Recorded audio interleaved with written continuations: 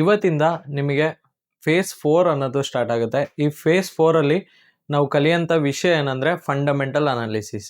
So ನೀವು ಕೇಳಿರ್ಬೋದು ಇನ್ಫ್ಲೇಷನ್ನು, GDP, CPI, NFP, FOMC. So ಈ ಥರ ನ್ಯೂಸ್ಗಳು ನೀವು ಕೇಳಿರ್ತೀರ. ಸೊ ಇದು ಯಾವ್ಯಾವ ಥರ ವರ್ಕ್ ಆಗುತ್ತೆ, ಸೊ ಇದು ಪಾಸಿಟಿವ್ ಬಂದರೆ ಏನಾಗುತ್ತೆ, ನೆಗೆಟಿವ್ ಬಂದರೆ ಏನಾಗುತ್ತೆ ಅನ್ನೋದು ಈ ಫೇಸ್ 4 ಅಲ್ಲಿ ನೀವು ತಿಳ್ಕೊತೀರಾ. ಅದರಲ್ಲಿ ಇವತ್ತಿನ concept what is fundamental analysis. Fundamental analysis ಅಂದರೆ ಏನು, ಇದನ್ನ ಯಾವ ಥರ ನಾವು ತಿಳ್ಕೊಬೇಕು, ಹಾಗೆ ಫಂಡಮೆಂಟಲ್ ಅನಾಲಿಸಿಸ್ ಇಂದ ನಮಗೆ ಏನೇನು ಯೂಸಸ್ ಇದೆ, ಹಾಗೆ ಏನೇನು ಬೆನಿಫಿಟ್ಸ್ ಇದೆ, ಟ್ರೇಡರ್ಸ್ ಆದವರು ಫಂಡಮೆಂಟಲ್ ಹಾಗೆ ಟೆಕ್ನಿಕಲ್ಸ್ ನ ಯೂಸ್ ಮಾಡಿ ಯಾವ ತರ ಟ್ರೇಡ್ಸ್ ನ ತಗೋಬಹುದು ಅನ್ನೋದನ್ನ ಇನ್ ಡೀಟೇಲ್ ಆಗಿ ಅರ್ಥ ಮಾಡ್ಕೊಳ್ಳೋಣ.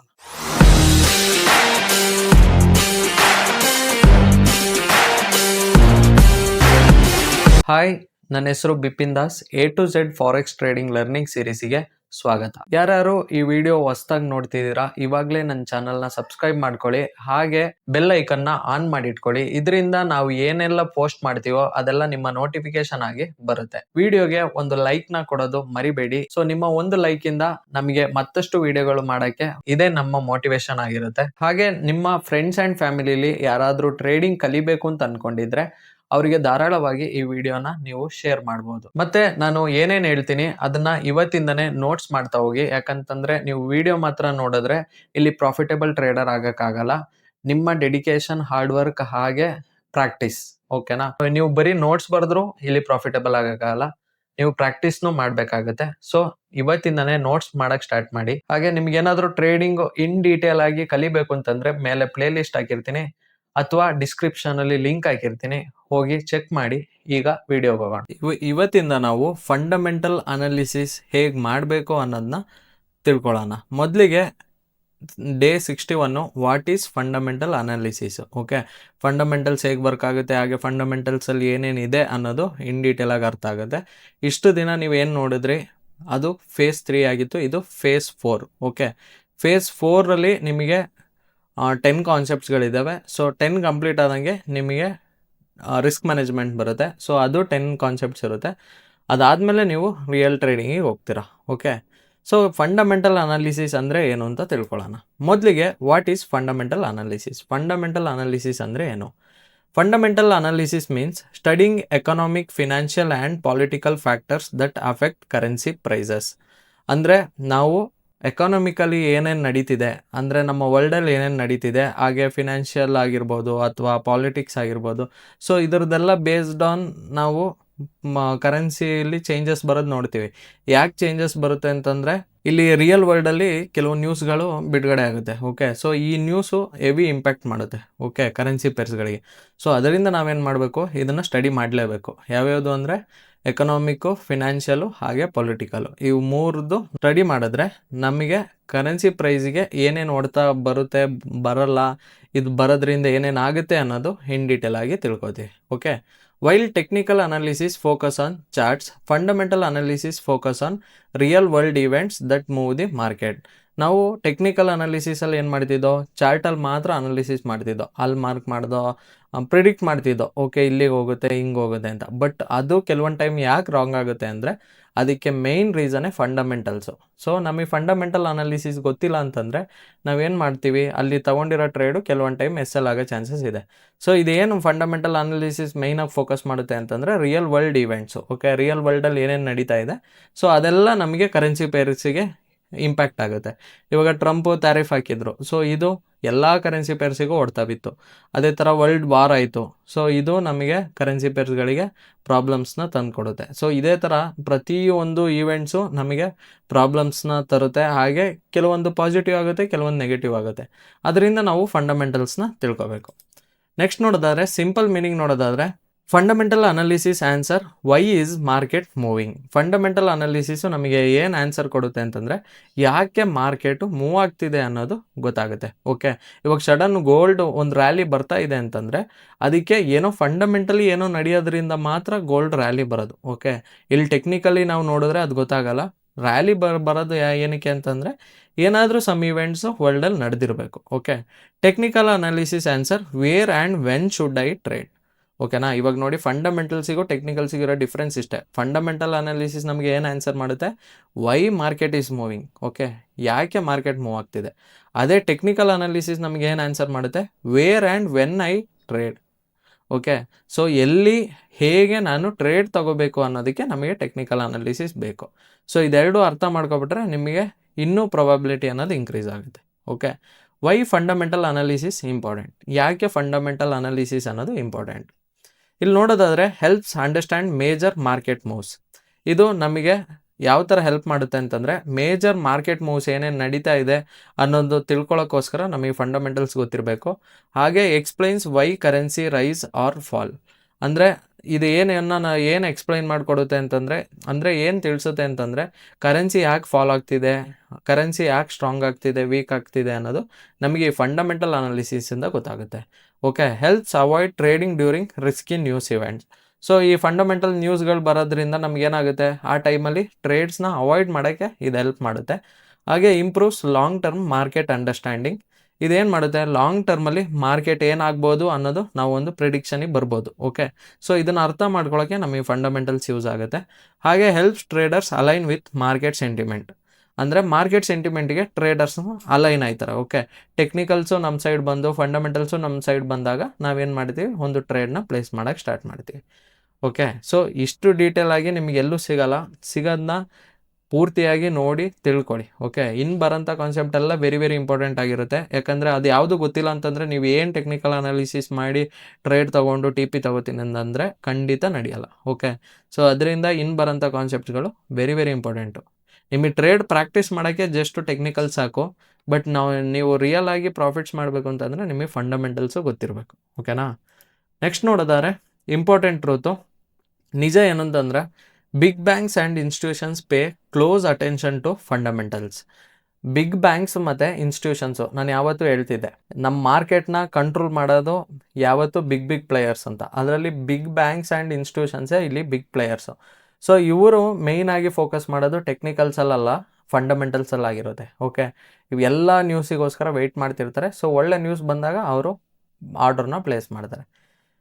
Because major forex moments are often caused by, ಇಲ್ಲಿ ನೋಡೋದಾದರೆ ಯಾಕೆ ಫಾರೆಕ್ಸಲ್ಲಿ ಮೂಮೆಂಟ್ಸ್ ಅನ್ನೋದು ಬರುತ್ತೆ ಅಂದರೆ, ಒಂದು ಎಕನಾಮಿಕ್ ಡಾಟಾ, ಹಾಗೆ ಇನ್ನೊಂದು ಇಂಟ್ರೆಸ್ಟ್ ರೇಟ್ಸು, ಹಾಗೆ ಇನ್ಫ್ಲೇಷನ್ನು, ಹಾಗೆ ಎಂಪ್ಲಾಯ್ಮೆಂಟ್ ರಿಪೋರ್ಟ್ಸು, ಹಾಗೆ ಸೆಂಟ್ರಲ್ ಬ್ಯಾಂಕ್ ಡಿಸಿಷನ್ಸು. ಓಕೆ, ಇದು ಏನೇನು ಅಂತ ಇವತ್ತು ನೀವು ಗೂಗಲಲ್ಲಿ ಸರ್ಚ್ ಮಾಡಿ ನೋಡಿ. ಓಕೆ, ಎಕನಾಮಿಕ್ ಡಾಟಾ ಅಂದರೆ ಏನು, ಇಂಟ್ರೆಸ್ಟ್ ರೇಟ್ಸ್ ಅಂದರೆ ಏನು, ಇನ್ಫ್ಲೇಷನ್ ಅಂದರೆ ಏನು, ಹಾಗೆ ಎಂಪ್ಲಾಯ್ಮೆಂಟ್ ರಿಪೋರ್ಟ್ಸ್ ಅಂದರೆ ಏನು, ಹಾಗೆ ಸೆಂಟ್ರಲ್ ಬ್ಯಾಂಕ್ ಡಿಸಿಷನ್ಸ್ ಏನೇನು ತಗೋತಾರೆ ಅನ್ನೋದು ನೀವು ಇವತ್ತು ಗೂಗಲಲ್ಲಿ ಸರ್ಚ್ ಮಾಡಿ, ಅಥವಾ ChatGPT ಆಗಿರ್ಬೋದು, ಜೆಮಿನಿಲಿ ಸರ್ಚ್ ಮಾಡಿ ನೋಡಿ. ಯಾಕಂದರೆ ನಿಮಗಿದು ಇನ್ ಡೀಟೇಲ್ ಆಗಿ ನಮ್ಮ ವಿಡಿಯೋದಲ್ಲೇ ಬರುತ್ತೆ. ಅದಕ್ಕಿಂತ ಮುಂಚೆ ನಿಮಗೆ ಒಂದು ಸ್ಯಾಂಪಲ್ ಐಡಿಯಾ ಗೊತ್ತಿದ್ರೆ, ಓಕೆ ಇನ್ಫ್ಲೇಷನ್ ಅಂದರೆ ಇದು, ಅದೇ ಥರ ಎಕನಾಮಿಕ್ ಡಾಟಾ ಅಂದರೆ ಇದು, ಇಂಟ್ರೆಸ್ಟ್ ರೇಟ್ಸ್ ಅಂದರೆ ಈ ಥರ ವರ್ಕ್ ಆಗುತ್ತೆ. ಸೊ ಇಷ್ಟು ತಿಳ್ಕೊಂಡಾಗ ವಿಡಿಯೋ ನೋಡಿದಾಗ ಇನ್ನೂ ಕ್ಲಾರಿಟಿ ಸಿಗುತ್ತೆ. ಸೊ ಇದನ್ನು ಇವತ್ತು ಸರ್ಚ್ ಮಾಡೋದು ಮರಿಬೇಡಿ. ಓಕೆ, ಹಾಗೆ what moves the forex market, forex ಮಾರ್ಕೆಟ್ನ ಏನೇನು ಮೂವ್ ಮಾಡುತ್ತೆ. ನಾನು ಹೇಳ್ದಂಗೆ ಇಂಟ್ರೆಸ್ಟ್ ರೇಟ್ಸ್ ಮೂವ್ ಮಾಡುತ್ತೆ. ಓಕೆ, ಫಾರೆಕ್ಸಲ್ಲಿ ಮೇಯ್ನು ಫಂಡಮೆಂಟಲ್ಸ್ ನೋಡೋದಾದರೆ ಇಂಟ್ರೆಸ್ಟ್ ರೇಟ್ಸು, ಹಾಗೆ ಸೆಕೆಂಡ್ ಒನ್ ಇನ್ಫ್ಲೇಷನು, ಹಾಗೆ ಥರ್ಡ್ ಒನ್ನು ಎಂಪ್ಲಾಯ್ಮೆಂಟ್ ಡಾಟಾ, ಹಾಗೆ ಫೋರ್ತ್ ಒನ್ನು GDP. ನಾನು ಪಾರ್ಟ್ 3 4 ನಿಮಗೆ ಹೇಳಿದ್ದೆ. ಸೊ ಇದರದ್ದು ಮೀನಿಂಗ್ ಎಲ್ಲ ಏನು ಅಂತ ತಿಳ್ಕೊಳ್ಳಿ, GDP ಅಂದರೆ ಏನು ಅಂತೆಲ್ಲ ಗೂಗಲಲ್ಲಿ ಸರ್ಚ್ ಮಾಡಿ ಅಂತ ಹೇಳಿದ್ದೆ. ಸೊ ಅದು ನಿಮಗೆ ಇನ್ ಡೀಟೇಲ್ ಆಗಿ ಈ ಫಂಡಮೆಂಟಲ್ ಕ್ಲಾಸಲ್ಲಿ ಬರುತ್ತೆ. ಓಕೆ, ಹಂಗಂದರೆ ಏನು, ಅದರಿಂದ ಏನು ಬೆನಿಫಿಟ್ ಇದೆ, ಏನು ಲಾಸಸ್ ಇದೆ, ಯಾವ ಥರ ಟ್ರೇಡ್ ಮಾಡಬೇಕು, ಪ್ರತಿಯೊಂದು ನಿಮಗೆ ಇನ್ ಡೀಟೇಲ್ ಆಗಿ ಅರ್ಥ ಆಗುತ್ತೆ. ಹಾಗೆ ಸೆಂಟ್ರಲ್ ಬ್ಯಾಂಕ್ಸು, ಹಾಗೆ 6th ಒನ್ ನೋಡಿದ್ರೆ ಪೊಲಿಟಿಕಲ್ ಇವೆಂಟ್ಸು. ಸೊ ಇಷ್ಟು ಜನನೇ ಫಾರೆಕ್ಸ್ ಮಾರ್ಕೆಟ್ನ ಮೂವ್ ಮಾಡೋದು. ಓಕೆನಾ. ಸೊ ಇಷ್ಟು ವಿಷಯಗಳು ಫಾರೆಕ್ಸ್ ಮಾರ್ಕೆಟ್ನ ಮೂವ್ ಮಾಡುತ್ತೆ, ಅದು ಗೊತ್ತಿರಬೇಕು ನಿಮಗೆ. First one interest rates. Interest ರೇಟ್ಸಲ್ಲಿ ನಾವು ನೋಡೋದಾದ್ರೆ interest rate equal to the cost of borrowing money. ಅಂದರೆ ಇಂಟ್ರೆಸ್ಟ್ ರೇಟ್ ಅಂತಂದರೆ ನಾವು ತಗೊಳ್ಳೋಂಥ ಸಾಲಕ್ಕೆ ಒಂದು ಪರ್ಸೆಂಟೇಜ್ ಆಫ್ ಇಂಟ್ರೆಸ್ಟ್ ಇಟ್ಟಿರ್ತಾರೆ. ಸೊ ಅದನ್ನೇ ನಾವು ಇಂಟ್ರೆಸ್ಟ್ ರೇಟ್ ಅಂತ ಕರೆಯೋದು. ಸೊ ಈ ವರ್ಲ್ಡಲ್ಲಿ ಬಿಗ್ ಪ್ಲೇಯರ್ಸ್ ಏನು ಮಾಡ್ತಾರೆ ಅಂದರೆ ಬ್ಯಾಂಕ್ಸಿಂದ ಲೋನ್ಸ್ ತೆಗಿತಾರೆ, ಅಂದರೆ ಸಾಲನ ತೆಗಿತಾರೆ. ಸೊ ಈ ಇಂಟ್ರೆಸ್ಟ್ ಎಷ್ಟು ಕಮ್ಮಿ ಇರುತ್ತೆ, ಮಾರ್ಕೆಟು ಒಳ್ಳೆ ಮೂಮೆಂಟ್ಸ್ ಕೊಡೋಕ್ಕೆ ಸ್ಟಾರ್ಟ್ ಮಾಡುತ್ತೆ. ಅದೇ ಇಂಟ್ರೆಸ್ಟ್ ಎಷ್ಟು ಜಾಸ್ತಿ ಇರುತ್ತೆ, ಅವಾಗ ಏನು ಮಾಡ್ತಾರೆ, ಯಾರು ಬಿಸ್ನೆಸ್ ಏನು ಮಾಡಲ್ಲ, ತಗೊಬಂದು ಡೆಪಾಸಿಟ್ ಮಾಡಿಬಿಟ್ಟು ಸುಮ್ಮನೆ ಇರ್ತಾರೆ. ಸೊ ಇಂಟ್ರೆಸ್ಟ್ ರೇಟ್ ಯಾವತ್ತು ಕಮ್ಮಿ ಇದ್ದಷ್ಟು ನಮಗೆ ಮಾರ್ಕೆಟಲ್ಲಿ ಪಾಸಿಟಿವ್ ಸಿಗುತ್ತೆ. ಸೊ ತಲೆ ಕೆಡಿಸ್ಕೊಳ್ಳೋ ಅವಶ್ಯಕತೆ ಇಲ್ಲ. ಇಂಟ್ರೆಸ್ಟ್ ರೇಟನ್ನು ಸಪ್ರೇಟ್ ಕಾನ್ಸೆಪ್ಟಲ್ಲಿ ನಿಮಗೆ ಇನ್ ಡೀಟೇಲ್ ಆಗಿ ಅರ್ಥ ಆಗುತ್ತೆ. ಎಕ್ಸಾಂಪಲ್ ನೋಡಿದರೆ, if A countries interest rate increases, ಇವಾಗ ಯಾವುದಾದ್ರೂ ಒಂದು ಕಂಟ್ರಿದು ಇಂಟ್ರೆಸ್ಟ್ ರೇಟ್ ಏನಾದ್ರು ಇನ್ಕ್ರೀಸ್ ಆಗ್ತಿದೆ ಅಂದರೆ investor May move money into that currency. Investors ಏನು ಮಾಡ್ತಾರೆ, ಆ ಕರೆನ್ಸಿ ಮೇಲೆ ಇನ್ವೆಸ್ಟ್ಮೆಂಟ್ ಮಾಡೋಕ್ಕೆ ಸ್ಟಾರ್ಟ್ ಮಾಡ್ತಾರೆ.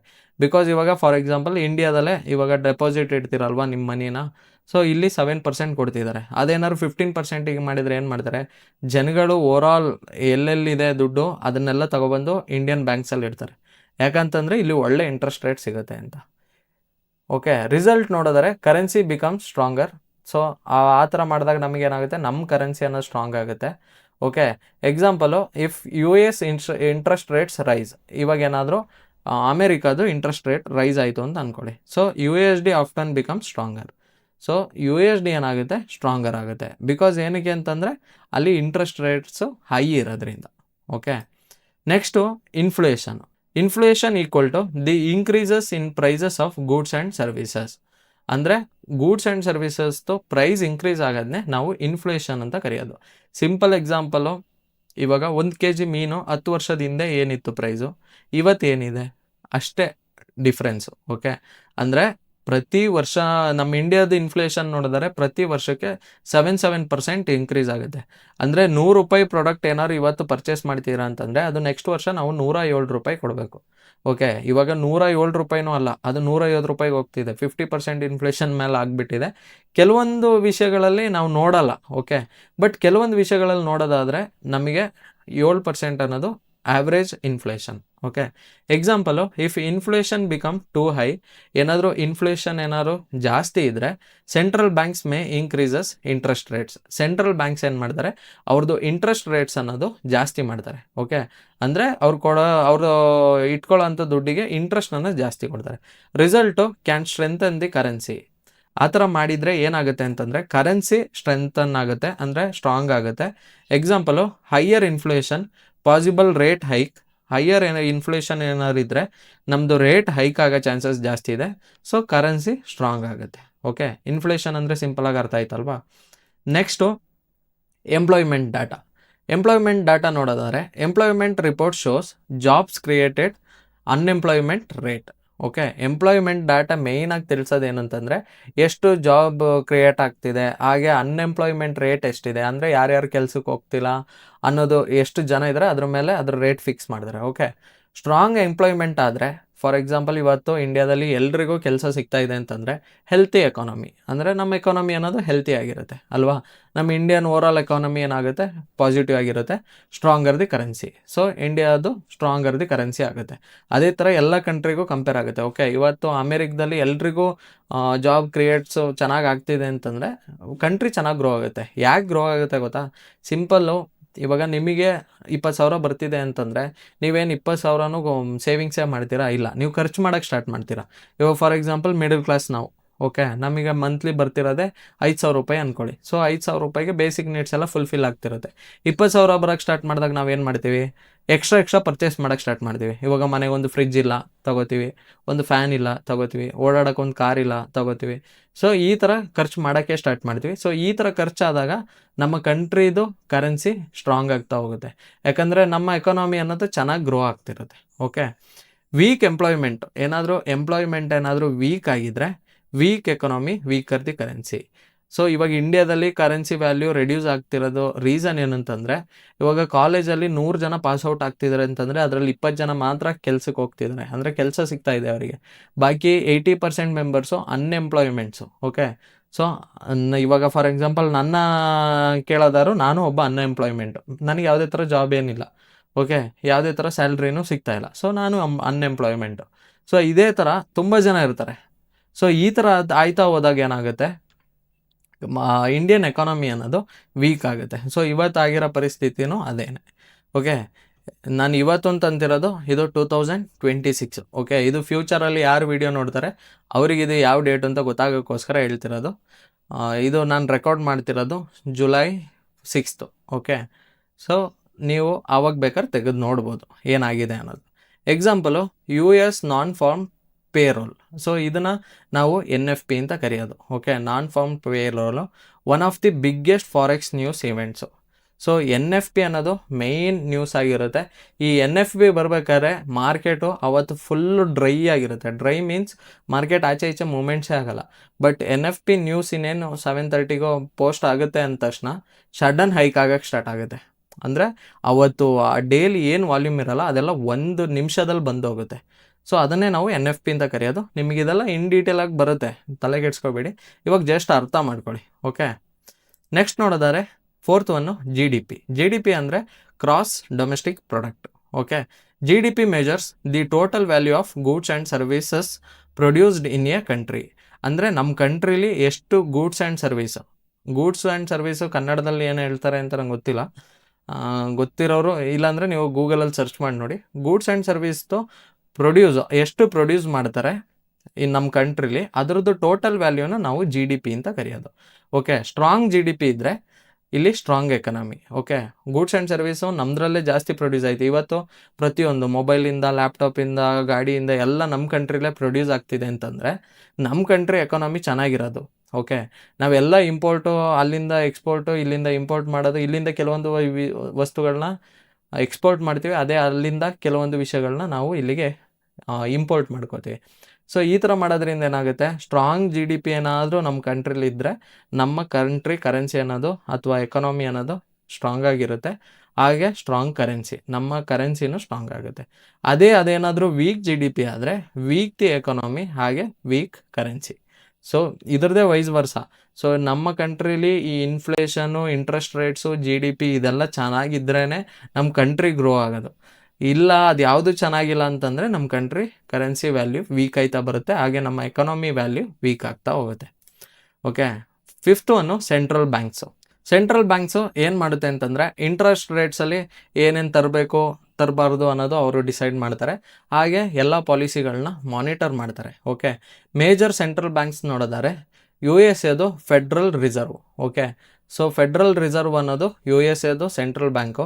ಹಾಗೆ ಯುರೋಪಿಯನ್ ಸೆಂಟ್ರಲ್ ಬ್ಯಾಂಕು. ಇವಾಗ ನೀವು EURUSD ಅಂತ ಕೇಳ್ತಿರ್ಬೋದು. EURUSD European currency. ಸೊ ಅಲ್ಲಿ ಯಾವ ನಮಗೆ ಸೆಂಟ್ರಲ್ ಬ್ಯಾಂಕ್ಸ್ ಇದೆ ಅಂತಂದರೆ ಯುರೋಪಿಯನ್ ಸೆಂಟ್ರಲ್ ಬ್ಯಾಂಕು. ಅದೇ ಥರ GBP ಅನ್ನೋದು ಇಂಗ್ಲೆಂಡ್ದು. ಸೊ ಬ್ಯಾಂಕ್ ಆಫ್ ಇಂಗ್ಲೆಂಡ್ ಅಂತ ಸೆಂಟ್ರಲ್ ಬ್ಯಾಂಕ್ಸ್ ಇದೆ. ಅದೇ ಥರ JPY ಬ್ಯಾಂಕ್ ಆಫ್ ಜಪಾನು. ಅದೇ ಥರ ನಮ್ಮ ಇಂಡಿಯಾದ ನೋಡೋದಾದ್ರೆ RBI. Okay, reserve bank of India. So ಇವರೆಲ್ಲ ಸೆಂಟ್ರಲ್ ಬ್ಯಾಂಕ್ಸು. ಇವರೇ ಡಿಸೈಡ್ ಮಾಡೋದು ಇಂಟ್ರೆಸ್ಟ್ ರೇಟ್ಸ್ ಎಷ್ಟು ಇಡಬೇಕು, ಜಾಸ್ತಿ ಮಾಡಬೇಕಾ ಕಮ್ಮಿ ಮಾಡಬೇಕಾ ಅನ್ನೋದೆಲ್ಲ ಇವರೇ ಹೇಳ್ತಾರೆ. Okay, traders closely watch central bank announcements. ಪ್ರತಿ ಸಲ ಸೆಂಟ್ರಲ್ ಬ್ಯಾಂಕಿಂದ ಏನು ನ್ಯೂಸಸ್ ಬರ್ತಿದೆ ಅಂತ ಟ್ರೇಡರ್ಸು ಮಸ್ಟಾಗಿ ವಾಚ್ ಮಾಡಬೇಕು. ಓಕೆ, ನೆಕ್ಸ್ಟು ಪೊಲಿಟಿಕಲ್ ಇವೆಂಟ್ಸಲ್ಲಿ ನಾವು ನೋಡೋದಾದರೆ ಏನೇನು ನೋಡ್ಬೋದು ಅಂತಂದರೆ ಎಲೆಕ್ಷನ್ಸ್ ನಡೀತದೆ. ಎಲ್ಲ ಕಂಟ್ರಿಲೂ ಎಲೆಕ್ಷನ್ಸ್ ಅನ್ನೋದಿರುತ್ತೆ. ಹಾಗೆ ವಾರ್ಸು, ಇವಾಗ ರೀಸೆಂಟ್ ಡೇಸಲ್ಲಿ ನೀವು ವಾರ್ಸ್ಗಳನ್ನ ನೋಡಿರ್ಬೋದು. ಹಾಗೆ ಟ್ರೇಡ್ ಅಗ್ರಿಮೆಂಟ್ಸ್ ಇವಾಗ ಟ್ಯಾರಿಫ್, ಎಲ್ಲ ಕಂಟ್ರಿಗಳ ಟ್ಯಾರಿಫ್ ಹಾಕಿರೋದು ನೋಡಿರ್ಬೋದು. ಸೊ ಅದನ್ನೇ ಟ್ರೇಡ್ ಅಗ್ರಿಮೆಂಟ್ ಕರೆಯೋದು. ಹಾಗೆ ಪೊಲಿಟಿಕಲ್ ಇನ್ಸ್ಟೆಬಿಲಿಟಿ ಅಂದರೆ ಪೊಲಿಟಿಕಲಿ ಸ್ಟೆಬಿಲಿಟಿ ಇಲ್ಲದೆ ಇರೋದು. Okay, can create volatility. So ಇದಿಷ್ಟು ಪೊಲಿಟಿಕಲ್ ಇವೆಂಟ್ಸ್ ಬಂದಾಗ ಏನು ಮಾಡುತ್ತೆ ಮಾರ್ಕೆಟ್ ಅಂತಂದರೆ ವಾಲೆಟಿಲಿಟಿ ಕ್ರಿಯೇಟ್ ಮಾಡುತ್ತೆ. ಇವಾಗ ಗೋಲ್ಡು, ಸಿಲ್ವರು ಇಷ್ಟೆಲ್ಲ ರ್ಯಾಲಿ ಆಗೋಕ್ಕೆ ಕಾರಣ ಏನು ಹೇಳಿ, ಒಂದು ಟ್ರೇಡ್ ಅಗ್ರಿಮೆಂಟ್ಸಿಂದ, ಹಾಗೆ ವಾರ್ಸಿಂದ, ಇವಾಗ ಸದ್ಯಕ್ಕೆ ಎಲೆಕ್ಷನ್ ಏನೂ ನಡೆದಿಲ್ಲ, ಹಾಗೆ ಪೊಲಿಟಿಕಲ್ ಇನ್ಸ್ಟೆಬಿಲಿಟಿಯಿಂದ. ಓಕೆ, ಸೊ ಈ 3 ವಿಷಯದಿಂದ ಇವತ್ತು ಗೋಲ್ಡ್ ಆ ಲೆವೆಲ್ಲು ಗೋಲ್ಡ್ ಸಿಲ್ವರ್ ರ್ಯಾಲಿ ಆಗಿ ಇವಾಗ ಕ್ರ್ಯಾಶಲ್ಲಿ ಕೂತಿದೆ. ಓಕೆ, ಕ್ರ್ಯಾಶ್ ಮೀನ್ಸ್ ಒಂದು ಪರ್ಸೆಂಟೇಜ್ ಆಫ್ ಕರೆಕ್ಷನ್ಸ್ ಬಂದಿದೆ. Okay, example unexpected political news can move forex market very quickly. ಅಂದರೆ ಕೆಲವೊಂದು ಸಲ ನೀವು SL ಆಯಿತು, ಸಡನ್ ಮೂಮೆಂಟ್ಸ್ ಬಂತು ಅಂತ ನೀವು ನೋಡ್ತಿರ್ತೀರ ಚಾರ್ಟಲ್ಲಿ. ಸೊ ಅದು ಯಾಕೆ ಬಂತು ಅಂತಂದರೆ ಇಲ್ಲಿ ಪೊಲಿಟಿಕಲ್ ಇವೆಂಟ್ಸ್ ಏನಾದ್ರು ನಡೆದಿರುತ್ತೆ. ನೀವು ನ್ಯೂಸು ಫಾರೆಕ್ಸ್ ಫ್ಯಾಕ್ಟ್ರಿ ತೆಗೆದು ನೋಡಿದ್ರೆ ಗೊತ್ತಾಗುತ್ತೆ, ಏನೋ ಸಮಥಿಂಗ್ ಅಲ್ಲಿ ಬಂದು ಮಾತಾಡಿರ್ತಾರೆ, ಅದರಿಂದ ಆ ಮೂಮೆಂಟ್ಸ್ ಅನ್ನೋದು ಬರುತ್ತೆ. ಸೊ ಅನ್ಎಕ್ಸ್ಪೆಕ್ಟೆಡ್ ಪೊಲಿಟಿಕಲ್ ನ್ಯೂಸ್ಗಳು ಬಂದಾಗ ಫಾರೆಕ್ಸ್ ಮಾರ್ಕೆಟ್ ಏನು ಮಾಡುತ್ತೆ, ಕ್ವಿಕ್ಕಾಗಿ ಮೂವ್ ಆಗೋಕ್ಕೆ ಸ್ಟಾರ್ಟ್ ಆಗುತ್ತೆ. ಓಕೆ, ಸೊ ಇದೆಲ್ಲ ನಿಮಗೆ ಗೊತ್ತಿರಬೇಕು. ನೆಕ್ಸ್ಟ್ ನೋಡೋದಾದರೆ ಎಕ್ಸಾಂಪಲ್ ಆಫ್ ಫಂಡಮೆಂಟಲ್ ಅನಾಲಿಸಿಸ್ದು ಒಂದು ಎಕ್ಸಾಂಪಲ್ ನೋಡೋಣ. ಸಿನಾರಿಯೋ, ಇವಾಗ ಒಂದು ಸಿನಾರಿಯೋನ ನೆನೆಸ್ಕೊಳ್ಳಿ. US inflation increases sharply. ಅಂದರೆ ಇವಾಗ ಅಮೇರಿಕದ್ದು ಇನ್ಫ್ಲೇಷನ್ ಅನ್ನೋದು ತುಂಬ ಜಾಸ್ತಿ ಆಗಿದೆ. ಅಂದರೆ ವರ್ಷಕ್ಕೆ 7% ಇರೋದು ಒಂದು 10% ಆಗಿದೆ ಅನ್ಕೊಳ್ಳಿ. ಅಂದರೆ ಇವತ್ತು 100 ರೂಪಾಯಿ ತಗೊಳ್ತಿರೋ ವಸ್ತುಗಳು ನೆಕ್ಸ್ಟ್ ವರ್ಷಕ್ಕೆ 110 ರೂಪಾಯಿ ಆಯಿತು ಅಂತ ಅನ್ಕೊಳ್ಳಿ. Step 1, market expect higher interest rates. ಅಂದರೆ ಮಾರ್ಕೆಟ್ ಏನು ಮಾಡುತ್ತೆ, ಹೈಯರ್ ಇಂಟ್ರೆಸ್ಟ್ ರೇಟ್ಸ್ ಸಿಗುತ್ತಾ ಅಂತ ಎಕ್ಸ್ಪೆಕ್ಟ್ ಮಾಡುತ್ತೆ. ಫಾರ್ ಎಕ್ಸಾಂಪಲ್ ಬ್ಯಾಂಕ್ಸ್ ಏನು ಮಾಡ್ತಾರೆ, ನಮ್ಮದ್ರಲ್ಲಿ ಡೆಪಾಸಿಟ್ ಮಾಡಿದ್ರೆ ಹೈಯರ್ ಇಂಟ್ರೆಸ್ಟ್ ರೇಟ್. ಇವಾಗ ಇನ್ಫ್ಲೇಷನ್ನೇ 10% ಇದ್ದಾಗ ನಾವು ಇಂಟ್ರೆಸ್ಟ್ ರೇಟ್ಸು 10%ಗೆ ಹೋಗುತ್ತೆ. Okay, so step 2, investors by USD. Investors ಏನು ಮಾಡ್ತಾರೆ, ಬೈ ಮಾಡೋಕ್ಕೆ ಸ್ಟಾರ್ಟ್ ಮಾಡ್ತಾರೆ. USDನ ಬೈ ಮಾಡಿ ಇಟ್ಕೊಳ್ಳೋಕೆ ಸ್ಟಾರ್ಟ್ ಮಾಡ್ತಾರೆ. ಬಿಕಾಸ್ ಒಳ್ಳೆ ರಿಟರ್ನ್ ಸಿಗುತ್ತಲ್ಲ. ಇನ್ಫ್ಲೇಷನ್ ಇಂಕ್ರೀಸ್ ಆದಂಗೆ ಎಕಾನಮಿ ಚೆನ್ನಾಗಿರುತ್ತೆ, ಹಾಗೆ ಇಂಟ್ರೆಸ್ಟ್ ರೇಟ್ಸು ಚೆನ್ನಾಗಿರುತ್ತೆ ಅಲ್ವಾ. ಸೊ ಅದರಿಂದ USD ಸ್ಟ್ರಾಂಗ್ ಆಗ್ತಾ ಹೋಗುತ್ತೆ. Step 3, USD strengthens. USD ಏನಾಗುತ್ತೆ, ಸ್ಟ್ರಾಂಗ್ ಆಗುತ್ತೆ. Result USD pairs may rise. USD pairs ಯಾವ್ಯಾವುದಿದೆ ಅದೆಲ್ಲ ರೈಸ್ ಆಗಕ್ಕೆ ಸ್ಟಾರ್ಟ್ ಆಗುತ್ತೆ. ಸೊ ಯೂರೋ USDಲಿ USD ಏನಾದ್ರು ಸ್ಟ್ರಾಂಗ್ ಆದರೆ ಯೂರೋ ಬೀಳಕ್ಕೆ ಸ್ಟಾರ್ಟ್ ಆಗುತ್ತೆ. ಅಂದರೆ ಯೂರೋ USD ಕೆಳಗಡೆ ಬೀಳಕ್ಕೆ ಸ್ಟಾರ್ಟ್ ಆಗುತ್ತೆ. ಅದೇ USD ವೀಕ್ ಆಗಿ ಯೂರೋ ಏನಾದ್ರು ಸ್ಟ್ರಾಂಗ್ ಇದ್ದರೆ ಯೂರೋ ಮೇಲ್ಗಡೆ ಹೋಗುತ್ತೆ, ಯೂರೋ USD ಮೇಲ್ಗಡೆ ಹೋಗುತ್ತೆ. ಅದೇ ಥರ ಗೋಲ್ಡು, ಇವಾಗ USD ಸ್ಟ್ರಾಂಗ್ ಆಯಿತು ಅಂದರೆ ಗೋಲ್ಡ್ ಬೀಳಕ್ಕೆ ಸ್ಟಾರ್ಟ್ ಆಗುತ್ತೆ. ಅದೇ ಗೋಲ್ಡ್ ಸ್ಟ್ರಾಂಗ್ ಆಯಿತು ಅಂತಂದರೆ USD ಕೆಳಗಡೆ ಬೀಳ್ತಾ ಇದೆ ಅಂತ ಅರ್ಥ. ಸೊ ಕಂಪ್ಲೀಟ್ಲಿ ಇವಾಗ ಗೋಲ್ಡ್ ಅಷ್ಟೆಲ್ಲ ರ್ಯಾಲಿ ಕೊಡೋಕ್ಕೆ ಕಾರಣ ಏನಂತಂದರೆ ಗೋಲ್ಡ್ ವ್ಯಾಲ್ಯೂ ಇನ್ಫ್ಲೇಷನ್ ಅನ್ನೋದು ಜಾಸ್ತಿ ಆಯಿತು. ಯಾಕಂತಂದರೆ ಯಾರನ್ನೂ ನಂಬಕ್ಕಾಗದಂಗೆ ಆಯಿತು. ಪಾಲಿಟಿಕ್ಸು ಇವಾಗ ಫಾರ್ ಎಕ್ಸಾಂಪಲು ವರ್ಲ್ಡಲ್ಲಿ ಏನೇನೋ ನಡೀತು ಇವಾಗ ರೀಸೆಂಟಾಗಿ. ಸೊ ಯಾವುದು ಇದು ಕರೆಕ್ಟ್ ಡಿಸಿಷನ್ಸ್ ಅಲ್ಲ, ಯಾವ ಥರ ಬೇಕೋ ಆ ಥರ ಮಾಡಿಬಿಟ್ರು. ಸೊ ಎಲ್ಲರೂ ಏನು ಮಾಡಿದ್ರು, ಕರೆನ್ಸಿನ ಬಿಟ್ಬಿಟ್ರು. ಅಂದರೆ USDನ ನಂಬೋದು ಬಿಟ್ಬಿಟ್ರು. ಗೋಲ್ಡ್ನ ಫಿಕ್ಸ್ಡ್ ಅಸೆಟ್ ಅಂತ ತಿಳ್ಕೊಂಡು ಎಲ್ಲ ಗೋಲ್ಡಿಗೆ ಇನ್ವೆಸ್ಟ್ಮೆಂಟ್ ಮಾಡಿದ್ರು. ಹಾಗಾಗಿ ಗೋಲ್ಡಲ್ಲಿ ಆ ಲೆವೆಲ್ ರ್ಯಾಲಿ ಅನ್ನೋದು ಬಂದಿದ್ದು. ಓಕೆ, ಅದೇ ಥರ ಮೇಜರ್ ಫಾರೆಕ್ಸ್ ನ್ಯೂಸ್ ಇವೆಂಟ್ಸ್ ಯಾವ್ಯಾವುದು ಫಾರೆಕ್ಸಲ್ಲಿ ನ್ಯೂಸ್ಗಳಿದ್ದಾವೆ ಅಂತ ನೋಡೋದಾದರೆ, ಫಸ್ಟ್ ಒನ್ನು NFP. ಇದು ವೆರಿ ವೆರಿ ಇಂಪಾರ್ಟೆಂಟು, ನಾನ್ ಫಾರ್ಮ್ ಪೇರೋಲ್ಸ್. ಓಕೆ, ಅದಾದಮೇಲೆ CPI, ಇದು ಇನ್ಫ್ಲೇಷನ್ ಡಾಟಾನ ತಿಳಿಸುತ್ತೆ. ಹಾಗೆ ಮೂರನೇದು ಇಂಟ್ರೆಸ್ಟ್ ರೇಟ್ ಡಿಸಿಷನ್ಸು, ಅದು ಇಂಟ್ರೆಸ್ಟ್ ರೇಟ್ ಕಟ್ಟಾ ಅಥವಾ ಇಂಟ್ರೆಸ್ಟ್ ರೇಟ್ ರೈಸ್ ಮಾಡುತ್ತಾರ, ಇದೆಲ್ಲ ತಿಳಿಸೋದೆ ಇಂಟ್ರೆಸ್ಟ್ ರೇಟ್ಸು. ಹಾಗೆ FOMC ಮೀಟಿಂಗ್ಸು. ಓಕೆ, FOMC ಅಂದರೆ ಏನು ಅಂತ ನೀವು ಇವತ್ತು ಗೂಗಲಲ್ಲಿ ಸರ್ಚ್ ಮಾಡಿ. ಇದರ FOMC ಅನ್ನೋದು ಶಾರ್ಟ್ ಫಾರ್ಮು. ಓಕೆ, ಸೊ ಇದರದ್ದು ಡೀಟೇಲ್ ಏನು FOMC ಅಂದರೆ ನನಗೆ ಕಮೆಂಟ್ಸಲ್ಲಿ ಅದನ್ನ ಮೆನ್ಷನ್ ಮಾಡಿ. ಓಕೆ, ಹಾಗೆ GDP ರಿಪೋರ್ಟ್ಸು ಜೊತೆಗೆ ಅನ್ಎಂಪ್ಲಾಯ್ಮೆಂಟ್ ಡಾಟಾ. ಇದು ಇಷ್ಟು ಇಂಪಾರ್ಟೆಂಟ್ ನ್ಯೂಸ್ಗಳಾಗಿರುತ್ತೆ. These events can cause huge price movements. So ಇಂಥ ನ್ಯೂಸಸ್ಗಳು ಬರ್ತಾ ಇದೆ ಮಾರ್ಕೆಟಲ್ಲಿ ಅಂತಂದರೆ ನೀವು ಫಾರೆಕ್ಸ್ ಫ್ಯಾಕ್ಟ್ರಿಲಿ ನೋಡಿದ್ರೆ ಗೊತ್ತಾಗುತ್ತೆ ಈ ನ್ಯೂಸ್ಗಳು ಬರೋದು. ಸೊ ಈ ಥರ ನ್ಯೂಸ್ಗಳು ಬರ್ತಾ ಇದೆ ಅಂತಂದರೆ ಇದು ಹ್ಯೂಜ್ ಪ್ರೈಸ್ ಮೂಮೆಂಟ್ಸ್ ಅನ್ನೋದು ಫಾರೆಕ್ಸ್ ಮಾರ್ಕೆಟಲ್ಲಿ ನಾವು ಕಾಣ್ಬೋದು. ಓಕೆನಾ. ಬೆಸ್ಟ್ ಅಪ್ರೋಚ್ ನೋಡೋದಾದರೆ professional traders combine both. Professional traders ಯಾವತ್ತು ಬರೀ ಟೆಕ್ನಿಕಲ್ಸು ನೋಡಲ್ಲ, ಬರೀ ಫಂಡಮೆಂಟಲ್ಸು ನೋಡಲ್ಲ, ಎರಡನ್ನೂ ಕಂಬೈನ್ ಮಾಡಿ ಟ್ರೇಡ್ ಮಾಡ್ತಾರೆ. Fundamentals for A direction. ಇವಾಗ ನಮಗೆ ಗೊತ್ತು ಇಂಟ್ರೆಸ್ಟ್ ರೇಟು ಕಟ್ ಆಗುತ್ತಾ ಇಲ್ವಾ ಅನ್ನೋದು ಗೊತ್ತು. ಸೊ ಕಟ್ಟಾದರೆ ಏನು ರಿಸಲ್ಟ್ ಬರುತ್ತೆ, ಕಟ್ ಆಗಿಲ್ಲ ಅಂತಂದರೆ ಏನು ರಿಸಲ್ಟ್ ಬರುತ್ತೆ ಅನ್ನೋದು ನಮಗೆ ಗೊತ್ತು. ಸೊ ನಾವು ಚಾರ್ಟಲ್ಲಿ ಅನಾಲಿಸಿಸ್ ಮಾಡ್ಬೇಕಾದ್ರೆ ನಮ್ಮ ಫೇವರಿಗೆ ನಮಗೆ ಆಲ್ರೆಡಿ ಡೈರೆಕ್ಷನ್ ಸಿಕ್ಕಿದೆ. ನಾವು technicals for entries. So technical analysis ಮಾಡಿ ಎಲ್ಲಿ ಎಂಟ್ರಿ ತಗೋಬೇಕು ಅನ್ನೋದು ಡಿಸಿಷನ್ ತಗೋಬೋದು. ನೀವು ಏನೇ ವರಿ ಮಾಡ್ಕೊಳ್ಳೋದು ಬೇಕಾಗಿಲ್ಲ. ಫಂಡಮೆಂಟಲ್ಸ್ ಇನ್ ಡೀಟೇಲ್ ಆಗಿ ನಿಮಗೆ ಅರ್ಥ ಆಗುತ್ತೆ ಯಾಕೆ ಏನು ಅಂತ. ಇವಾಗ ಇಂಟ್ರೆಸ್ಟ್ ರೇಟ್ ಕಟ್ ಆದರೆ ಏನಾಗುತ್ತೆ, ಕಟ್ ಆಗಿಲ್ಲ ಅಂದರೆ ಏನಾಗುತ್ತೆ, ಅದೇ ಥರ ಅನ್ಎಂಪ್ಲಾಯ್ಮೆಂಟ್ ಬಂದರೆ ಏನಾಗುತ್ತೆ, ಅನ್ಎಂಪ್ಲಾಯ್ಮೆಂಟ್ ಡಾಟಾ ಬರದೇ ಇದ್ದರೆ ಏನಾಗುತ್ತೆ, ಎಂಪ್ಲಾಯ್ಮೆಂಟ್ಸ್ ಜಾಬ್ ಕ್ರಿಯೇಟ್ಸ್ ಜಾಸ್ತಿ ಆದರೆ ಏನಾಗುತ್ತೆ, ಪ್ರತಿಯೊಂದು ನಿಮಗೆ ಇನ್ ಡೀಟೇಲಾಗಿ ಅರ್ಥ ಆಗುತ್ತೆ. ಇವತ್ತು ಜಸ್ಟ್ ಇಷ್ಟಿಷ್ಟು ಅರ್ಥ ಮಾಡಿಕೊಂಡ್ರೆ ಸಾಕು. Example fundamental bias bullish USD. ಅಂದರೆ ಫಂಡಮೆಂಟಲ್ಸು ಬಯಾಸ್ ಏನು ಹೇಳ್ತಿದೆ ಅಂತಂದರೆ USD ಸ್ಟ್ರಾಂಗ್ ಇದೆ ಅಂತ ಹೇಳ್ತಿದೆ. ಟೆಕ್ನಿಕಲ್ ಅನಾಲಿಸಿಸಲ್ಲಿ ನಾವು ಎಂಟ್ರಿ ಸೆಟಪ್ನ ಪ್ಲ್ಯಾನ್ ಮಾಡ್ಬೋದು. ಇದು ಹೈ ಪ್ರೊಬಬಿಲಿಟಿ ಟ್ರೇಡ್ ಆಗಿರುತ್ತೆ. ಓಕೆ, ನಾವು ನ್ಯೂಸು ಮತ್ತು ಟೆಕ್ನಿಕಲ್ಸ್ ಎರಡೂ ಕಂಬೈನ್ ಮಾಡ್ಕೊಂಡಾಗ, ಅಂದರೆ ಫಂಡಮೆಂಟಲ್ಸು ಮತ್ತು ಟೆಕ್ನಿಕಲ್ಸ್ ಎರಡೂ ಕಂಬೈನ್ ಮಾಡ್ಕೊಂಡಾಗ ನಮಗೆ ಒಳ್ಳೆ ರಿಸಲ್ಟ್ ಅನ್ನೋದು ಬರುತ್ತೆ. ಬಟ್ ನೀವೇನು ಮಾಡಿ ಅಂತಂದರೆ ನೀವು ಜಾಸ್ತಿ ತಲೆ ಕೆಡಿಸ್ಕೊಳ್ಳೋ ಅವಶ್ಯಕತೆ ಇಲ್ಲ. ನೀವು ಫಾರೆಕ್ಸ್ ಫ್ಯಾಕ್ಟ್ರಿನ ಬೆಳಗ್ಗೆ ಎದ್ದು ಪ್ರತಿದಿನ ನೋಡಿ. ಯಾವ್ದಾರು ರೆಡ್ ಫೋಲ್ಡರ್ ನ್ಯೂಸ್ ಇದೆಯಾ ಅವತ್ತು ಟ್ರೇಡ್ ಮಾಡೋಕ್ಕೆ ಹೋಗಬೇಡಿ. ಓಕೆ, ಯಾಕಂತಂದರೆ ನೀವು ಟ್ರೇಡ್ ಮಾಡ್ತಿರೋದು ಲೈವ್ ಕ್ಯಾಪಿಟಲ್ ಅಲ್ಲ. ನೆಕ್ಸ್ಟು ನೀವು ಟ್ರೇಡ್ ಮಾಡೋದು ಯಾವುದು ಫಂಡೆಡ್ ಅಕೌಂಟ್ಸಲ್ಲಿ ಆಗಿರುತ್ತೆ. ಸೊ ಫಂಡೆಡ್ ಅಕೌಂಟ್ಸಲ್ಲಿ ಟ್ರೇಡ್ ಮಾಡೋರು ನ್ಯೂಸ್ ಟ್ರೇಡಿಂಗ್ ಅಲೋ ಇರಲ್ಲ. ನ್ಯೂಸ್ ಟ್ರೇಡಿಂಗ್ ಅಲೋ ಇದ್ದರೂ ಸಮ್ ರೂಲ್ಸ್ಗಳು ಬ್ರೀಚ್ ಆಗುತ್ತೆ. ಸೊ ಅಕೌಂಟು ನಮ್ಮ ಕೈಯಿಂದ ಬ್ಯಾನ್ ಆಗೋ ಚಾನ್ಸಸ್ ಇದೆ. ಸೊ ಅದರಿಂದ ನ್ಯೂಸಸ್ಗಳ ಮೇಲೆ ಗಮನ ಇರಬೇಕು. ಆದರೆ ನ್ಯೂಸ್ ಟ್ರೇಡಿಂಗ್ ಯಾವತ್ತೂ ಮಾಡೋಕ್ಕೆ ಹೋಗ್ಬಾರ್ದು. ಓಕೆ, ಅದೇ ಥರ ಕಾಮನ್ ಬಿಗಿನರ್ಸ್ ಮಿಸ್ಟೇಕ್ಸ್. ಬಿಗಿನರ್ಸ್ ಏನೇನು ಮಿಸ್ಟೇಕ್ಸ್ ಮಾಡ್ತಾರೆ ನೋಡೋದಾದರೆ, ಇಗ್ನೋರಿಂಗ್ ಮೇಜರ್ ನ್ಯೂಸ್ಗಳನ್ನ ಇಗ್ನೋರ್ ಮಾಡಿ ಟ್ರೇಡ್ ತೊಗೊಳ್ಳೋದು. ಯಾಕೆ ಹೊಡ್ಸ್ಕೊಂಡೋ ಅಥವಾ ಯಾಕೆ ಪ್ರಾಫಿಟ್ಸ್ ಮಾಡೋದು ಅನ್ನೋದೇ ಗೊತ್ತಿಲ್ಲದೆ ಇರೋದು. ಇವತ್ತು NFP ನ್ಯೂಸ್ 7:30 ಇದೆ ಅಂತ ಅಂದ್ಕೊಳ್ಳಿ, ನಾವು ಇವತ್ತು ಫಾರೆಕ್ಸ್ ಫ್ಯಾಕ್ಟ್ರಿ ನೋಡೋದು ಮರ್ತು. ಬಟ್ ನಾವೇನು ಮಾಡ್ತೀವಿ, ಸಂಜೆ ಒಂದು 5:30ಗೆ ಒಂದು ಟ್ರೇಡ್ ಸಿಕ್ತು ಅಂತ ಪ್ಲೇಸ್ ಮಾಡಿ SL TP ಸೆಟ್ ಮಾಡಿಬಿಟ್ಟಿರ್ತೀವಿ. ಬಟ್ NFP ನ್ಯೂಸ್ ಅನ್ನೋದು ಅಷ್ಟು ಇಂಪಾರ್ಟೆಂಟ್ ಆಗಿರುತ್ತೆ, ಅದು ಅಷ್ಟು ಅಗ್ರೆಸಿವ್ಲಿ ಮೂವ್ ಕೊಡುತ್ತೆ, ಕ್ವಿಕ್ ಮೂವ್ ಕೊಡುತ್ತೆ. ಸೊ ಇಲ್ಲಿ ನಮಗೆ SLR ಆಗ್ಬೋದು, TP ಆಗ್ಬೋದು. TP ಬಂದರೆ ನಮ್ಮ ಅದೃಷ್ಟ, SL ಬಂದರೆ ನಮ್ಮ ದುರಾದೃಷ್ಟ. ಏನು ಮಾಡೋಕ್ಕಾಗಲ್ಲ. ಆವಾಗ ನಮಗೆ ಗೊತ್ತಿರಬೇಕು ಯಾಕೆ ಆಯಿತು ಅಂತ. ಓಕೆ, ಸೊ ಅದರಿಂದ ಮೇಜರ್ ನ್ಯೂಸ್ಗಳನ್ನ ನೀವು ನೋಡೋದೇ ಇರಬೇಡಿ. ಯಾವತ್ತು ನ್ಯೂಸಸ್ಗಳನ್ನ ಕಂಪಲ್ಸರಿಯಾಗಿ ನೀವು ವಾಚ್ ಮಾಡಬೇಕು. Trading during high impact events without planning. ಅಂದರೆ ನೀವು ಯಾವ್ಯಾವುದೋ ಇಂಪ್ಯಾಕ್ಟ್ ನ್ಯೂಸ್ಗಳು ಬರೋಂಥದ್ದಿರುತ್ತೆ. ಇವಾಗ ಅಲ್ಲಿ ನ್ಯೂಸ್ಗಳಿದೆ, ರೆಡ್ ಫೋಲ್ಡರ್ ಆಗಿರ್ಬೋದು, ಆರೆಂಜ್ ಫೋಲ್ಡರ್ ಆಗಿರ್ಬೋದು, ಅಥವಾ ಯೆಲ್ಲೋ ಫೋಲ್ಡರ್ ಆಗಿರ್ಬೋದು. ಅಲ್ಲಿ ಏನಾದ್ರು ನ್ಯೂಸ್ ಬರ್ತಾ ಇದೆ ಅಂತಂದರೆ ಇಲ್ಲಿ ಏನೋ ಒಂದು ಪ್ರಾಬ್ಲಮ್ಸ್, ಮೂಮೆಂಟ್ಸ್ ಅನ್ನೋದು ಬಂದೇ ಬರುತ್ತೆ. ಅದು ಗೊತ್ತಿಲ್ಲದೆ ನೀವು ಪ್ಲ್ಯಾನಿಂಗ್ ಮಾಡೋದೇ ಟ್ರೇಡ್ಸ್ನ ತೊಗೊಳ್ಳೋದು. ಸೊ ಇದು ನಿಮಗೆ ಲಾಸಸ್ ಅನ್ನೋದು ತರುತ್ತೆ. ಹಾಗೆ depending only on indicators. So indicators ಮೇಲೆ ಮಾತ್ರ ಡಿಪೆಂಡ್ ಆಗಿರೋದು. ಸೊ ಇಂಡಿಕೇಟರ್ಸು ರಿಸಲ್ಟ್ ಹೇಳ್ತಿರುತ್ತೆ ಸೆಲ್ ಮಾಡು ಅಂತ.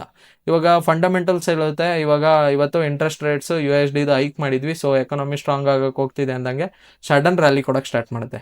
ಬಟ್ ನಮ್ಗೆ ಇಂಡಿಕೇಟರ್ಸ್ ಹೇಳ್ತಿದೆ ಸೆಲ್ ಮಾಡಿ ಅಂತ, ಬಟ್ ಚಾರ್ಟಲ್ಲಿ ನೋಡಿದ್ರೆ ಬೈ ಆಯ್ತಿದೆ. ಓಕೆ, ಸೊ ರೀಸನ್ ಒಂದೇ, ಫಂಡಮೆಂಟಲ್ಸ್ ಗೊತ್ತಿಲ್ಲದೆ ಇರೋದು. ಸೊ ಅದರಿಂದ ಈ ಥರ ಮಿಸ್ಟೇಕ್ಸು ಮಾಡೋಕ್ಕೆ ಹೋಗಬೇಡಿ. Not checking economic calendar. Beginners ಆದವರು ಯಾವತ್ತೂ ಫಾರೆಕ್ಸ್ ಫ್ಯಾಕ್ಟ್ರಿ ಅಥವಾ ಎಕನಾಮಿಕ್ ಕ್ಯಾಲೆಂಡರ್ ನೋಡಲೇಬೇಕು. ನೀವು ಗೂಗಲಲ್ಲಿ ಸರ್ಚ್ ಮಾಡಿದ್ರೆ ನಿಮಗೆ ಸಿಕ್ಬಿಡುತ್ತೆ. ಓಕೆ, ಸೊ ಇದನ್ನು ನೋಡದೇ ಇದ್ದರೆ ನೀವು ಖಂಡಿತ ಲಾಸಸ್ನ ಫೇಸ್ ಮಾಡಬೇಕಾಗುತ್ತೆ. ಓಕೆ, ಹಾಗೆ ಪ್ರೋ ಟಿಪ್ಸ್ ನೋಡೋದಾರೆ ನಾವು ಏನೇನು ಮಾಡಬೇಕು ಅಂತಂದರೆ, ಚೆಕ್ ಎಕನಾಮಿಕ್ ಕ್ಯಾಲೆಂಡರ್ ಡೈಲಿ. ಯಾವತ್ತು ಎಕನಾಮಿಕ್ ಕ್ಯಾಲೆಂಡರ್ನ ಡೈಲಿ ಚೆಕ್ ಮಾಡಬೇಕು. ಅಂದರೆ ಫಾರೆಕ್ಸ್ ಫ್ಯಾಕ್ಟ್ರಿನ ನೋಡಿದ್ರೆ ಸಾಕು.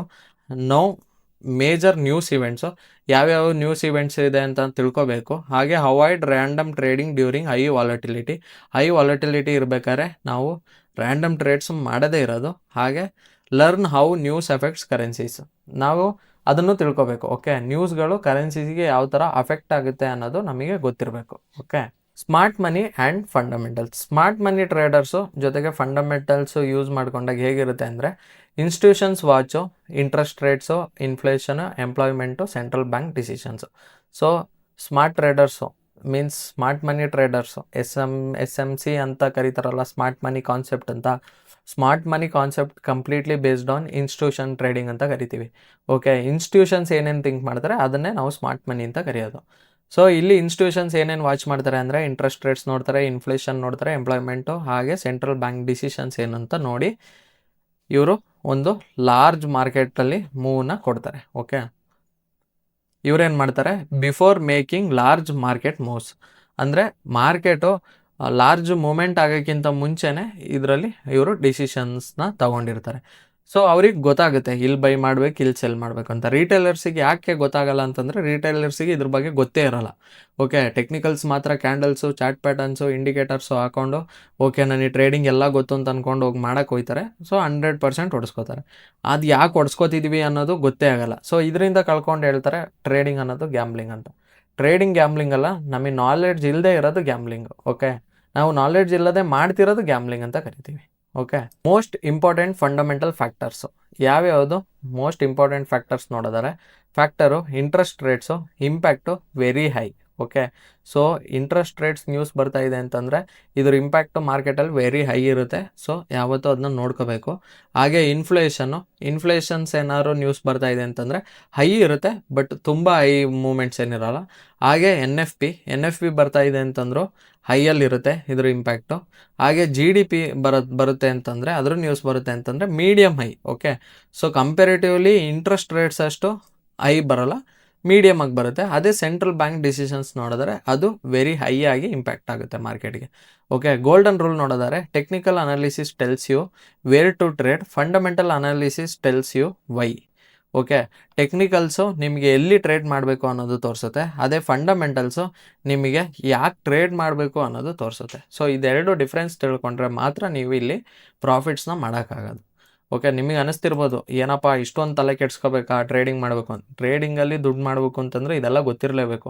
ಇದೇನು ಗೊತ್ತಿಲ್ಲದೆ ನೀವು ದುಡ್ಡು ಮಾಡ್ತೀರಾ ಅಂತ ಅಂದ್ಕೊಳ್ಳೋದೆಲ್ಲ ದಡ್ಡತನ ಅಷ್ಟೇ. ನೀವು ಕೇಳಿರ್ಬೋದು 1 ಲಕ್ಷ ಹಾಕಿದ್ರೆ 2 ಲಕ್ಷ ಬರುತ್ತೆ, 3 ಲಕ್ಷ ಬರುತ್ತೆ, 10 ಲಕ್ಷ ಬರುತ್ತೆ ಅಂತ. ಇದೆಲ್ಲ ಬರಬೇಕು ಅಂತಂದ್ರೂ ನೀವು ಅಷ್ಟೊಂದು ತಲೆ ಕೆಡ್ಸ್ಕೊಂಡು ನೋಡಬೇಕು, ಎಲ್ಲ ಮಾಡಬೇಕು. ಅದೆಲ್ಲ ಮಾಡಿ ನೀವು ಒನ್ಸ್ ಪ್ರೋ ಆದಮೇಲೆ ನಿಮಗೆ ತಲೆಗೆಡ್ಸ್ಕೊಳ್ಳೋ ಅವಶ್ಯಕತೆ ಇರೋಲ್ಲ.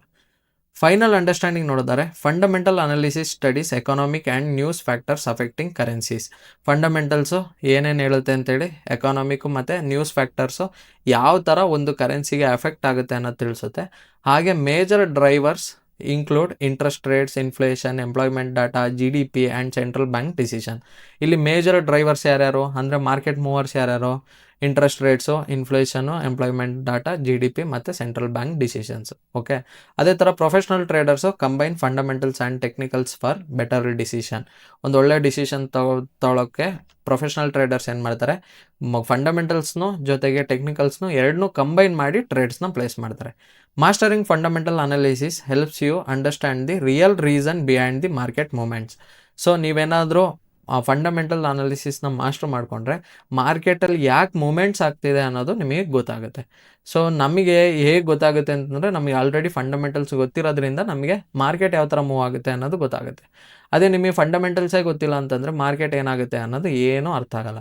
ನಿಮಗೆ ಬೇಕಾದ್ರೆ ಮನಿ ಕಂಟ್ರೋಲ್ ಅನ್ನೋದು ಗೂಗಲಲ್ಲಿ ಸರ್ಚ್ ಮಾಡಿದ್ರೆ ಸಿಗುತ್ತೆ. ಸೊ ನ್ಯೂಸ್ ನೋಡೋಕ್ಕೆ ಮನಿ ಕಂಟ್ರೋಲ್ನೂ ಯೂಸ್ ಮಾಡ್ಬೋದು. ವರ್ಲ್ಡಲ್ಲಿ ಏನೇನು ನಡೆದ್ರೂ ಫ್ರಾಕ್ಷನ್ ಆಫ್ ಸೆಕೆಂಡ್ಸಲ್ಲಿ ಅಲ್ಲಿ ನ್ಯೂಸ್ ಬರ್ತಾ ಇರುತ್ತೆ. ಓಕೆ, ನಾನು ಯಾವತ್ತೂ ಹೇಳಂಗೆ ಎಫರ್ಟ್ಸ್ ಯುವರ್ಸ್, ಗೈಡೆನ್ಸ್ ಅವರ್ಸ್. ನಿಮ್ಮ ಎಫರ್ಟ್ಸು ನೀವು ಹಾಕಬೇಕು, ನಮ್ಮ ಗೈಡೆನ್ಸು ಖಂಡಿತ ನಿಮಗಿರುತ್ತೆ. ಓಕೆ, ಇವತ್ತಿನ ಕಾನ್ಸೆಪ್ಟ್ ಇಷ್ಟೇ. ಯಾರ್ಯಾರು ಈ ವಿಡಿಯೋ ಇಲ್ಲಿ ಗಂಟ ನೋಡಿದ್ರಿ, ನನ್ನ ಚಾನಲ್ನ ಸಬ್ಸ್ಕ್ರೈಬ್ ಮಾಡ್ಕೊಳ್ಳಿ. ಹಾಗೆ ನಿಮ್ಮ ಫ್ರೆಂಡ್ಸ್ ಆ್ಯಂಡ್ ಫ್ಯಾಮಿಲಿಲಿ ಯಾರಿಗಾದ್ರೂ ಟ್ರೇಡಿಂಗ್ ಕಲಿಬೇಕು ಅಂತ ಅಂದ್ಕೊಂಡಿದ್ರೆ ಅವರಿಗೆ ಧಾರಾಳವಾಗಿ ಈ ವಿಡಿಯೋನ ಶೇರ್ ಮಾಡಿ. ನಿಮಗೆ ಇಷ್ಟ ಆದರೆ ಮಾತ್ರ ಶೇರ್ ಮಾಡಿ. ನಿಮಗೇನಾದರೂ ಅರ್ಥ ಆಗ್ತಿದೆ ಅಂತಂದರೆ ಮಾತ್ರ ಶೇರ್ ಮಾಡಿ, ಸುಮ್ಮನೆ ಶೇರ್ ಮಾಡೋಕ್ಕೆ ಹೋಗಬೇಡಿ.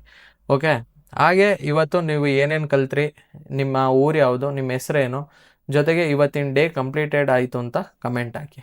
ಓಕೆ, ಅದರಲ್ಲಿ ನಿಮಗೆ ಏನೇನು ಖುಷಿ ಆಗುತ್ತೆ ಅದನ್ನು ಕಮೆಂಟ್ ಹಾಕಿ. ಓಕೆ, ನೀವು ಮಾಡಿದ್ರಲ್ಲಿ ಇದು ತಪ್ಪಿದೆಯಾ, ಓಕೆ ತಪ್ಪಿದೆ, ಇದು ಸರಿ ಇದೆಯಾ, ಇದು ಸರಿ ಇದೆ ಅಂತೇಳಿ, ಅಥವಾ ಇನ್ನೇನಾದರೂ ನಾನು ಚೇಂಜಸ್ ಮಾಡಬೇಕಾ ಅನ್ನೋದು ನಿಮಗೆ ಕಮೆಂಟ್ ಸೆಕ್ಷನಲ್ಲಿ ಮೆನ್ಷನ್ ಮಾಡ್ಬೋದು.